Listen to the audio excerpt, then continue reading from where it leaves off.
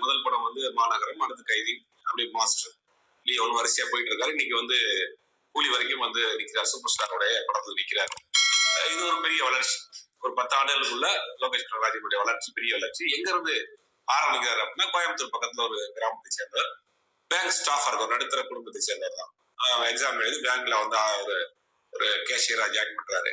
திருமணம் ஆகுது, நல்ல லைஃப் போயிட்டு இருக்கு. அந்த நேரத்துல அவருக்கு சிறு வயதுல இருந்து சினிமா ஆசை வந்து ரொம்ப நிறைய படங்கள் பார்க்கறது. ஒரு படங்களை வந்து ரிப்பீட்டடா பார்ப்பார். சில படங்கள் பெரிய கமலஹாசனுடைய ரசிகர். இது வந்து ஒரு மைண்ட்ல ஒரு சைட்ல ஓடிட்டு இருக்கு. அவருக்கு ஆக்டிங்ல ஒரு இன்ட்ரெஸ்ட் இருக்கு. அது கண்டிப்பா ஃபியூச்சர்ல ஆக்ட் பண்றதுக்கான வாய்ப்புகள் இருக்கு, நிறைய வாய்ப்புகள் இருக்கு. ஆனா அவ்வளவு சீக்கிரம் நிப்பாட்ட மாட்டாரு. ஏன்னா பெரிய பெரிய படங்கள் லைன் அப்ல இருக்காரு. நீங்க சொன்ன மாதிரி ஃபியூச்சர்ல அஜித் படம் கூட பண்றதுக்கு வாய்ப்புகள் நிறைய இருக்கு. இப்போ இந்த படத்துல பிஸியா இருக்கிறதுனால இதுல இருக்காரு. முடிச்சுட்டு அடுத்த படம் நீங்க சொல்ற மாதிரி அஜித் படம் பண்ணலாம், இல்ல ரஜினிகாந்த் படமே பண்ணலாம். ரஜினி ஒன்னும் 3 படம் பண்ண போறதா